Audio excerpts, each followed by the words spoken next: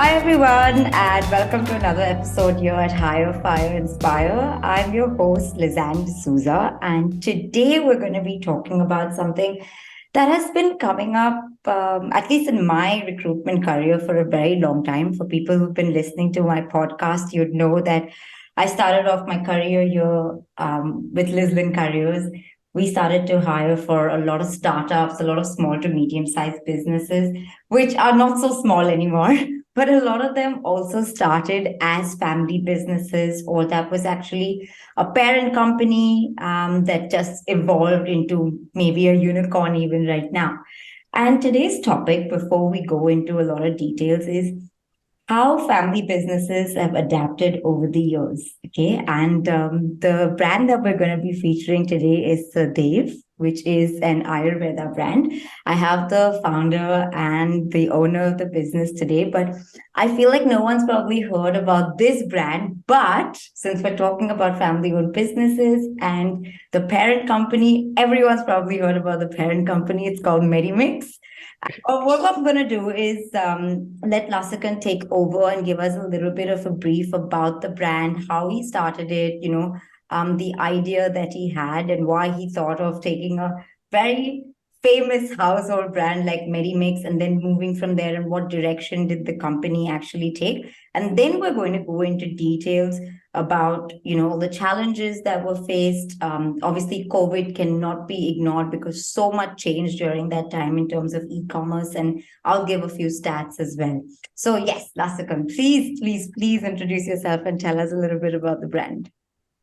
So thank you so much for having me over here, Liz. And I'm like really grateful to be here because I think this is honestly the first podcast I've ever done. So super excited, especially being an avid podcast listener myself. Um, to tell you a little bit about what we do over here, so Sadev is a traditional luxury Ayurvedic skincare brand which offers products that are blended with ingredients which we strive so hard to source responsibly from nature itself. One of our biggest USPs is that a good portion, in fact, of our ingredients, which we use for our products, are grown at our own farm over here in Tamil Nadu. Our farm is fondly called Sadevana, which is an 80-acre sustainably grown organic sanctuary where we have exotic botanicals and whatever essentially thrives in this climate over here. Um, a few bonuses about our products, of course, we are free of parabens, sulfates, and any kind of nasties that you can imagine. We have stuff ranging from bathing bars, lip gels, body washes, hair oils, you name it. I think we have everything under the sun at this point. My family has been in this Ayurvedic space for well over 50 years now.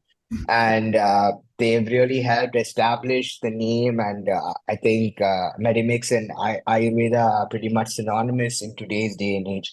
A lot of people say, whenever I hear Medimix, I can automatically remember what that fragrance is like in the Yeah, back of their heads. And they have all these fond, cute memories that they start talking about right after that. yeah.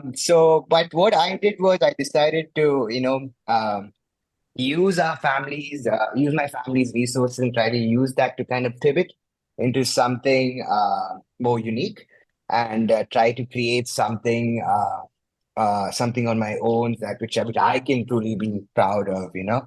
Yeah. And we started off essentially in about 2019, September 2019 to be specific. Wow. Uh, COVID really threw a curveball at us and made us Yeah. rethink everything.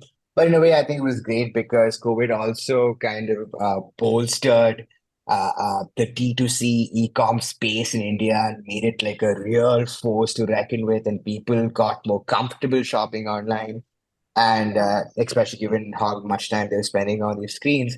So we use this to our advantage. We started off as a D2C online brand, and today we actually even opened up our very first store in Bangalore. So I think we've done the whole circle at this point. But few fun figures about ourselves, something that we're very, very proud of is that uh, we managed to capture a very good customer base. We have a repeat rate of over 40%, and we even track our customer happiness index very meticulously, and today we are at about a 97% on our happiness index, and we managed to maintain this for the years since we've existed. Uh, so right now, my whole objective here is to make Sadhdev the next big thing in the space. I want Sadhdev to have a strong foothold nationally, and I do have very large dreams of taking this brand global as well. Well, first of all, congratulations on, the 97% customer happiness thing is something that's obviously, hit me because I do believe myself that in today's day and age, it's not really hard to start a business and not taking away anything from someone who actually has. But a lot of people can start a business. But what makes people come back is the experience that they have with the particular business. As everyone knows, we have a recruitment agency, and that is the foundation of what we do. For me, it's the service that you provide your customers while they're with you that makes them come back. So congratulations on that. Thank you. Um, Thank you so much. I think two words that get everyone excited nowadays is luxury Ayurveda, and you use that in describing the brand. I know as a woman, I feel like we have all these amazing resources in our backyard. I mean, you have the farm in Tamil Nadu, but in our backyard, in our kitchens. I mean, come on, haldi, doodh, Yeah. cumin, cinnamon. These are just lying around in your kitchen, but then you go and you spend this money on really expensive products and you don't even know if it's going to work or not. And now we look at a lot of influencers on Instagram that will put up all these recipes or like stuff that you can put on your face that give you this natural glow. And yeah, who doesn't want something that actually works, that is affordable, and also something like you said is not going to harm your face? Because with all of the chemicals, we're absorbing so much of chemicals around us through food, through like the air and everything. We just want to stay. And I feel like people are becoming more and more conscious about the effect that chemicals have on their body for like a long lasting thing. And before we continue, I do want to make an announcement for people who are thinking of leaving this podcast, is that at the end of the podcast, I'm going to announce a contest, and people who listen to it and participate in it can get two hampers. So we have two lucky winners that we'll announce, which is great. I would love to have like a hamper with all of this, really cool stuff. And I'm sure everybody would as well. So that's going to happen at the end. So please listen to the whole thing. All right. So this is how I get people to like listen to my podcast. Yeah. So before we start, I wanted to give people, some figures and some facts about the industry in general. Now, anyone who lives in India would be crazy to not know that the origin of the Indian businesses is tracked back to like the whole bazaar system, right? From like ancient times. That's the whole idea of businesses in a traditional setting like India, where everybody had family businesses. Your sons and your daughters and everyone were actually part of the business, uncles and aunties and extended families, right? For a very, very long time. In fact, when I started my recruitment agency, I remember asking people how they got, staff. And they'd be like, oh, my uncle suggested someone, and my auntie works as like, the receptionist, and my mother handles the logistics, and my dad does like the accounts, and my dad's really good friend is a chartered accountant. So I realized that, wow, for a very, very long time, that was the team structure, for family businesses, like knowing someone or someone from the family. Also, the trust factor that comes with like working with families, I think people felt more comfortable with that. So family businesses contribute to like a significant chunk of the economy even today, almost 70% of the GDP, right? Which is incredible. Like, okay. I read that number and I was like, wow, we're still doing that. Okay. Um, while COVID, like you've mentioned it, and I said, and for all of my podcasts, it seems impossible to talk about this period of 2 years that we went to, because it pushed businesses, like you said, to not only rethink their strategy, but suddenly adapt to a new way of doing business, whether it meant to take a new direction or use e-commerce platforms or completely rebrand what they were doing. Because a lot of people were doing retail, they weren't sure, they were doing B2B, but then COVID actually made people sit down and think, okay, wait, how do we actually make money? Where is our target audience right now? And suddenly we had this funnel of everybody that was online, on Instagram, on Amazon, just buying stuff, as they were sitting at home and rethinking life, I think. So everybody got something from there. Also, I feel like as new generations, for you, me, as we went overseas maybe and studied and traveled a little bit more, we got new ideas on like how we could do things differently, or how other brands, the exposure to other brands or international markets, I think also helped with how companies started to change the way they were doing things. A lot of Indian family businesses, they aim to duplicate a lot of international brands, right? Like one of my favorite skincare brands is obviously Minimalist, and we have Ordinary now that has been launched in India. But for a very long time, the Minimalist is an Indian brand that kind of duplicated the whole structure of Ordinary in terms of their packaging and stuff. So that is something that they've always tried to emulate in terms of the brand, the packaging, the way it's presented, the ingredients as well, right? And they focused on branding and business models and presenting a brand in a way that would resonate with the target audience. Because I just feel like Indians are always complaining about, oh my God, why don't we get this brand? Oh my God, I can't buy this brand. I do that with makeup. I'm like, I want to really buy this, but it's not available over here. So the challenges have always been like competing with bigger brands from all the other challenges. But a lot of entrepreneurs have been very successful in achieving that, right? So not then that's this just like the whole market right now when it comes to luxury, Ayurveda, skincare, cosmetics, that whole sector, okay, of what's happening. So I wanted to ask you, what kind of effect do you think family businesses have on the economy as it is right now? Like, do you see it quite prevalent? Do you think it's something that still exists quite a bit, or are these just numbers that are online? I think our listeners probably know the answer to this already because India is synonymous at this point with family-led businesses. And I think, a pairing of the family business towards the economy is almost undisputed today. Yeah. Many of the biggest names in the country today started off as a family business, and some even continue to even run that way today. For instance, like let's take your big names like your Reliance, Tata, or even the Murgappa Group, for example, and all Yeah. family businesses need to reckon with, and they're thriving even today. Of course, they've gone through their own succession and evolution in the way they run things. But I think it's hard to deny. I mean, like you said, family business contribute to 70% of the global GDP. So I don't think family businesses are probably what started the journey, and I don't think they're going to go away anytime soon. Yeah, I do feel, however, that there's always been the pressure on the next generation to carry on a family business.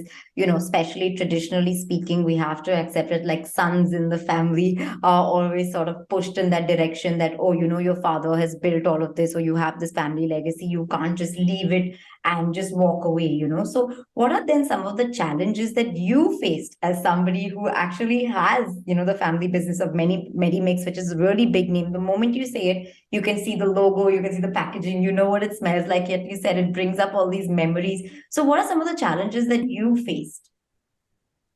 So, having grown up in a family-led businesses, like you said, the expectations are high because the previous generation, clearly did breakthrough stuff in their time to bring the company to where they are today.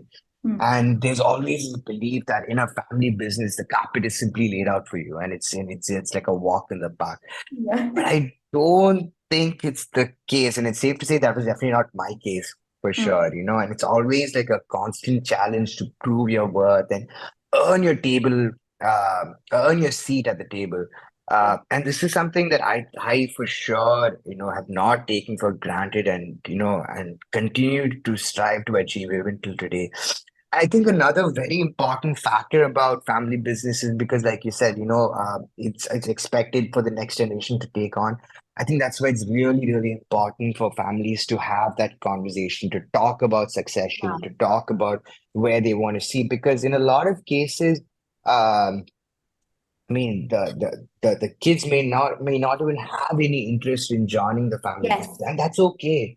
And Yeah. that is completely okay. And I think it's important for parents to realize that and not force them into an uncomfortable position because, uh, for the reason why someone is saying that is probably because they will excel at being something else, and you have to accept that and you have to let them be. And it's Yeah. really, really important.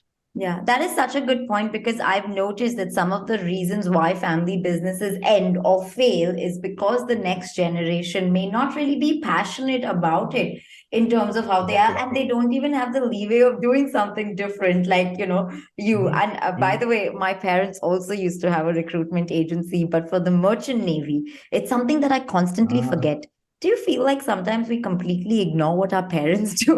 Like we don't look at them as like, oh, these people are like entrepreneurs and this is what they do. But even then, and I was very lucky to start working with them, and I picked up some of the stuff about running a business. And when I started my own business, of course, all of that helped. So my next question then to you was, you did mention some of that, but can you tell me the Sadhev story, like what made you, think of, okay, this is what's happening, this is the family business, but this is something that I want to do, and this is how I'm going to do it differently. What made you feel like that? Like what happened that is the sort of route that you took?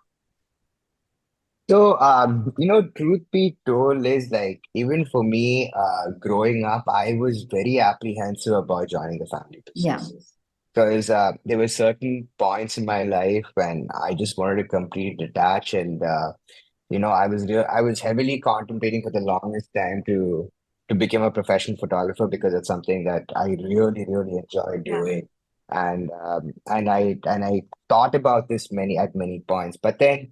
Uh, the way the Sadev journey itself kind of shaped up, it made me realize that I could create a much larger impact and leave something more significant behind Yeah. for the generations to come by taking this route.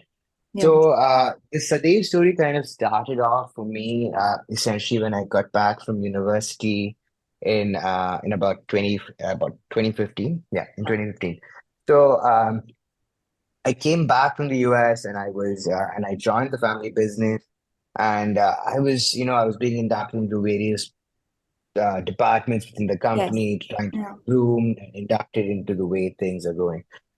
And during my time, I noticed how, it was really interesting because in around 2015, especially, the world was going through a bit of a shift.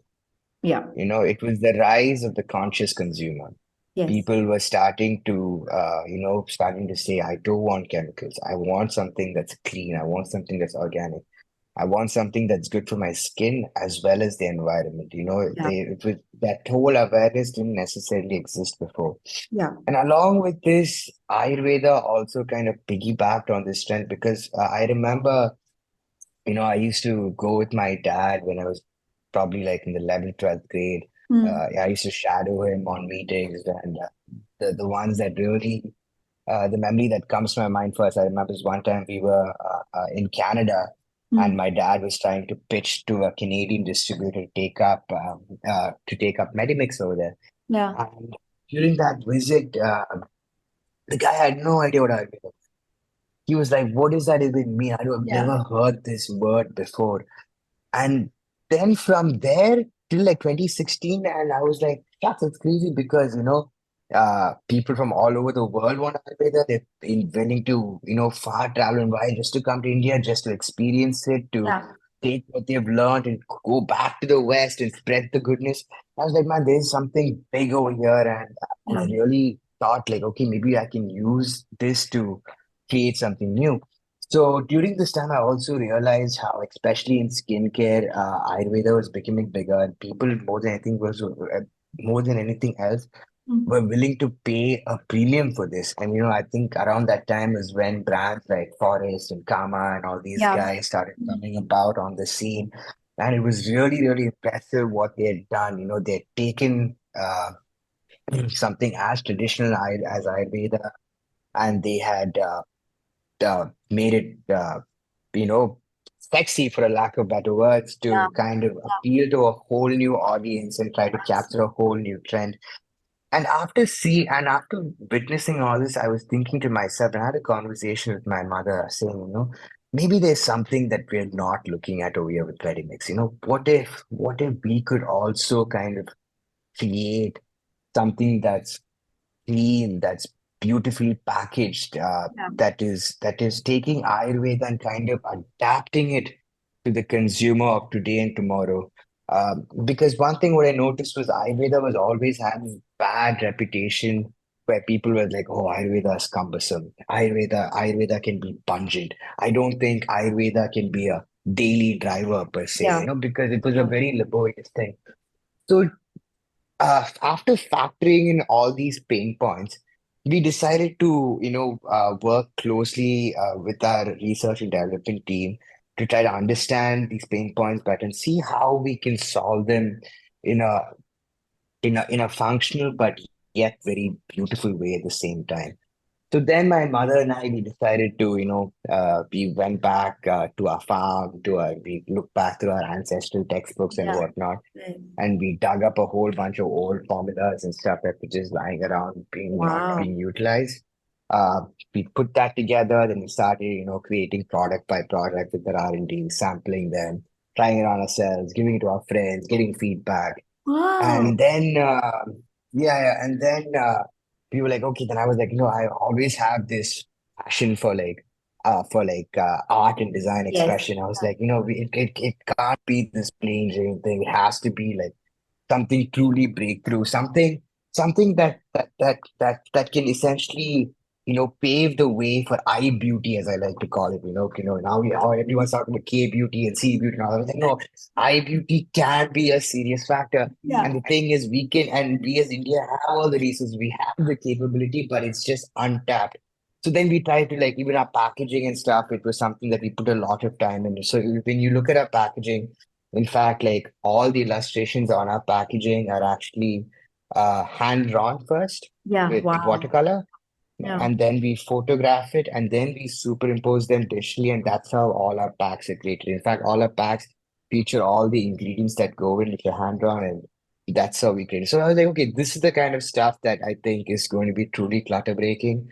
So we finally we got the product right, and we're like, okay, now let's work on something really beautiful to package. I wanted the packaging to almost feel like a piece of art that you can do. Yeah. Yeah. And I think we nailed that one pretty well with what we've created so far. And then I think in 2019 we were like, okay, now I think we're ready to unveil what we've been working on for all these years. And yeah, that in a nutshell, that's the slave story. You brought up such like beautifully amazing points. Okay, first of all, mother knows best. Always go back to Mother knows her and best. have Absolutely. conversations with her. Whenever you want to like brainstorm, I think that always works. I do that even till today.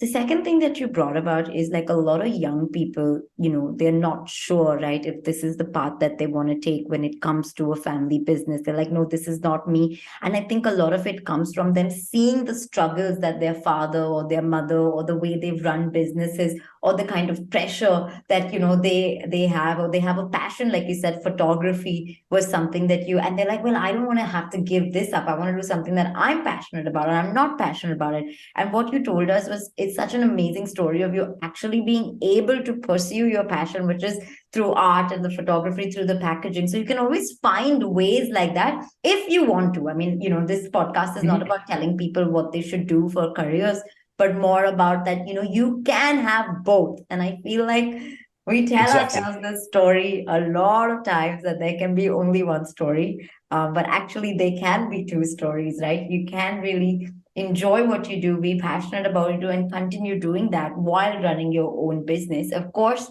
knowing that okay, it is going to be hard. You are going to have to struggle a little bit. It is going to start off small, and things like COVID can happen anytime. So my next question was actually going to be that, because you said in 2019 is when you launched. 2020, we know what happened. So what are the challenges that you faced when it came to scaling up? Because like you said, you started to, and I know that you'd have the foundation of Medimix, but that's a very different target audience. So I don't know if that was something that you could use, but what were some of the challenges that you faced while scaling up? So, I mean, just starting off itself, Liz, I was actually met by a lot of apprehension, both from family as well as heads of department within the company itself, they were like, "What? You're going to sell soap for 500 rupees? Are you crazy?" And I was like, "Yeah, maybe a little bit, but I'm going to give it a shot. I Wow. think there's opportunity. I think there's opportunities." And they were like, "Oh, this guy is like lost touch with reality." I was like, "No, try me, give me a shot. Let me show you what I can do." So, so putting that perspective, for me to break away from the traditional structure itself was definitely difficult because even during that time, they were like, "You want to sell soap for 500 rupees and you only want to sell on the internet. You're not going to have physical stores." I was like, "No, I'm only going to sell on the internet." So And like, like why are you they doing people, everything? I mean, Yeah, why are you doing they were everything like, the opposite of what we did and we were successful? exactly, Why are you trying this? exactly. They were like, "Just replicate our model. We've done well. Yeah, This one." I was yeah, like, "No, I don't think you uncovered like all the bits of it." So another way, I guess, to scale up also is to kind of is one, you have to believe, and you have to believe that you can adapt to current situations. I think COVID was a great example of that for us. And then, of course, is it's not to shy away from implementing new procedures and ways of working, because I think COVID in a way, really helped us rethink a lot of things. And using these things, I guess you have to understand where your strengths are yeah, and what brings you the most happiness as well as the most revenue as well, and using these fundamentals as the foundation, and then from there you have to realize where you can go with that. yeah, yeah. I think from all the podcasts that I've done, every time I've asked this question, something's been very common between all the founders. And I think the word courage comes up a lot, Yeah, whether it's said out yeah. loud or the fundamental of what having courage actually takes, right? To like be Mhm. consistent, to, have a plan and try to make it work, to know exactly what you want to do and stick to it, no matter if a company or the heads of like a really successful company say, "Have you lost it? Like, what is going on? We've tried, we've tested it. Just do as we say. What is wrong with you? Why do you have to be this whole rebellious person, right?" But I feel like a lot of people right now, success stories are about doing something different. It's like doing something out of the norm, something that has not been heard before. And, we have like, we're all inspired by these entrepreneurs, whether it's LinkedIn or Shark Tank. I love Shark Tank. I just like, there's been so much stuff about it on the internet recently. It's like stuck in my head. You hear about success stories about people who said, "No, I'm going to do this differently. I'm going to try it differently." And even when it comes to Ayurveda, you're so right. Like, even I did another podcast with Arjun Vedya about Dr. Vedya's, and he said, "I want Ayurveda to be about India for Indians." And I think for a very long time, we had this notion of Ayurveda being cheap. It's like, "Oh, it's cheap. Like, why do you, like, who's going to use that? Like, it's cheap." Yeah, yeah. But the way, like, you mentioned some brands like Forest Essentials and Kama and all of this. There's Khadi as well.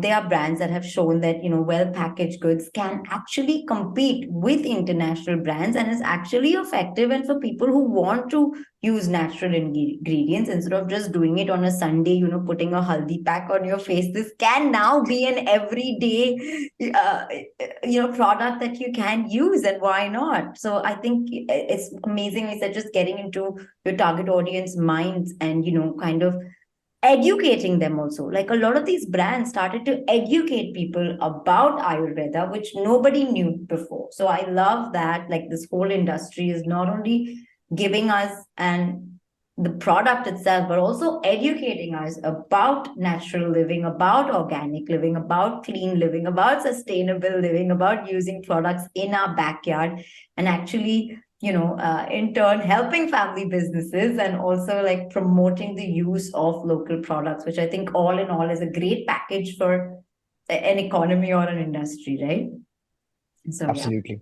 So, now that you've mentioned all of these other things, I do know that there are a lot of young people now, I feel like they look at their family business and think, "This is something that I would never do," right? But I also feel like they may have an idea from the experience that they've had, from looking at their fathers, from looking at their mothers, again, shadowing, going to office, maybe having your school lunches in your office and just seeing what's going on and having an inclination of, okay, this is what my parents do.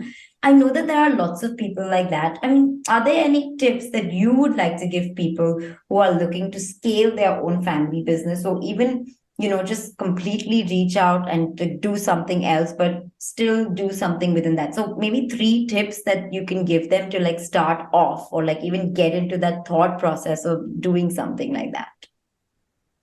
So what I would strongly recommend is, of course, learning from the ground up. It's Yeah. really key to understand all facets of the business itself. And lastly, you know, not having any expectations, especially when it comes to that, expecting that everything is simply going to be laid out for you on a golden platter.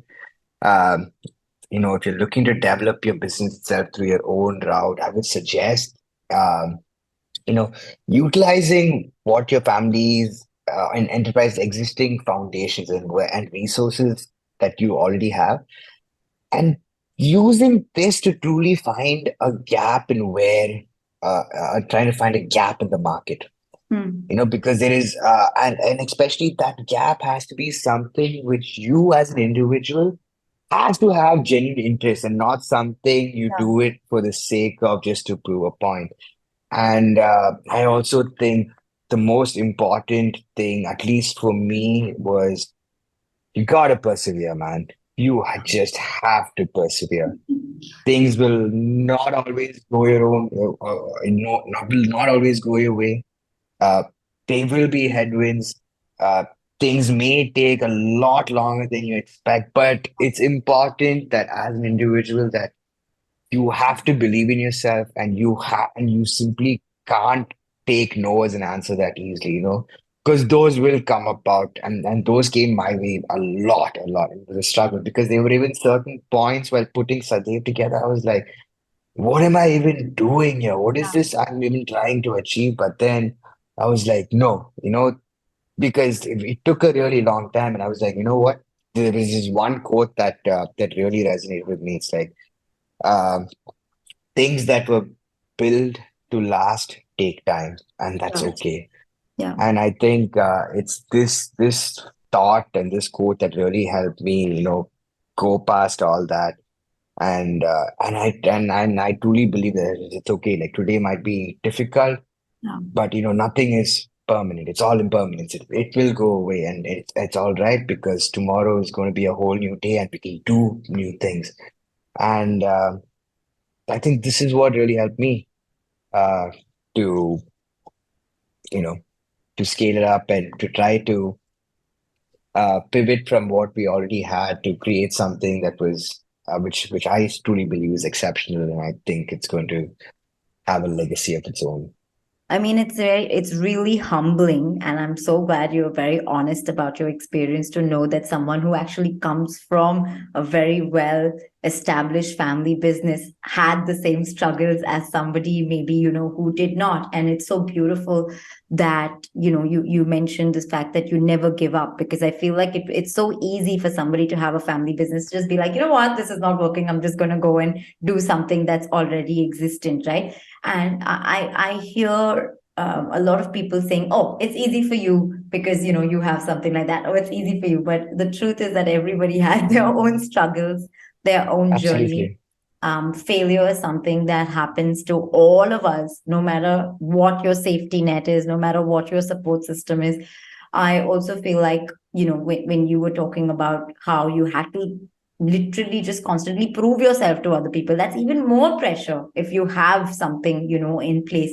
So today, the reason why I wanted to do this podcast was obviously to talk about the brand, but also to let people know, young entrepreneurs or entrepreneurs who have failed as well in like different aspects or another, um, something that they started maybe before COVID, during COVID. Like, don't give up. If you feel like there's something that you could do differently and try again or do something better, please continue to do that. One more thing that I would probably add to some of the tips that you gave today was, I think for young entrepreneurs, it's great to have a mentor if you can. if you have somebody, I mean, don't look at your parents and think they don't know anything. Like, you mentioned you went to your mom and you just had a conversation with her, and sometimes just brainstorming with somebody, and not necessarily someone who's probably done it before or anyone. You could just brainstorm with anyone that you feel comfortable with. Talk about the challenges that you're facing, about your ideas, about the failures that you've gone through. That always helps with like getting clarity with what you want. And that's like the only thing I would add, besides all of the other stuff that, like courage, perseverance, constantly trying, being okay with failure, never giving up. Having a mentor, I think, is also super important in this. Absolutely. Absolutely. So, tell me, is there anything else that you would like to add, like something that you think that we haven't covered in terms of the brand or the company, or any advice that you want to give other entrepreneurs there that you feel like we haven't talked about yet? Buy more Sadhev. No, I'm joking. No, I'm not joking. No, I think one thing also, I think it's important that, as a brand, that it's really important to, of course, is to do what you think is right and really believe in yourself. But I think it's also really important as a company to give back Yeah. to the earth and to the society as well. So something that we, probably do at Sadhav is for every purchase that you make with us, we plant a tree in your name. Oh, And in fact, you even get like a certificate with your name and the geolocation to where the tree was planted. So every purchase you make is actually leading to some afforestation in various parts of the country. oh, that's So I think it's really so yeah, I think it's really because that's something really important because I think we take so much, but if you don't give back, I don't think there's a good karmic exchange between you and the universe, right? So, and I yeah. think it's really important that we to have that balance Yeah. in whatever it is that you do. We human beings are all takers, but it's nice to have brands Yeah, out there that's yeah, encouraging us to like see beyond just, ourselves and what we want, and look at like giving back. So if you can't actually go and plant a tree, then there are other people who can do it for you. So yeah. We got you. yeah, yeah. So Dave, like we said, like, please buy more products. And so, like I promised, since we're ending this podcast, like I promised, we're going to be announcing two lucky winners that will receive a Sadhev's luxury gift box. Okay. Remember, Best of the best. luxury. And all they have to do is head to our Instagram pages for more details. While we put up this podcast, we'll be, and I guess that will be on your page as well. We'll do something in terms of like a Yes, collectible, absolutely. and all the details will be there, and they'll get this beautiful box. We'll try and get a picture of it for them as well. But thank you so much for your time, and I really really hope that this podcast has been a sort of encouragement and a push to, like, young entrepreneurs who are probably again confused about being in the shadows of like their parents or their family business, and confused about how to go about it. Of course, like I always mentioned, we are available on Instagram. Also, I have an email address, jobs@Lizanne, but you can also get in touch with me on LinkedIn. I'm always happy to help. In fact, two really young kids messaged me the other day saying, "Hey, we're looking for a mentor. Would you be able to help?" And I was like, "Yeah, no one's ever asked me. Like, why? Why has no one asked me? I would love to." So, and I feel like, a lot of young kids, reach out to people that you follow, or people that inspire you, or something that you've heard somewhere. Reach out to them and see if there's like a conversation you can have. Ask questions, go to conferences, listen to podcasts that will really help you get an idea of, how to sort of move in the direction that you want to. So thank you so much for today. It was really, really great having this conversation. No, thank you, Liz. The pleasure was truly all mine. I absolutely enjoyed this. I think I had more fun than I even thought I would. It That's was so good. great being, no, really, it was so great being here. And I think just having this whole conversation with you made me like reflect a lot about my life itself. So I think, yeah, I think it's always like a sense of just self-discovery for me, I think, after this Yeah. podcast itself. So, no, thank you for that. I really, really appreciate the time that you've taken out for this, and thank you so much. Pat on the back. You've done really well. Thank you. Thank you. All right. Everyone, we'll catch up with a new episode next time. Thanks for listening in. Bye.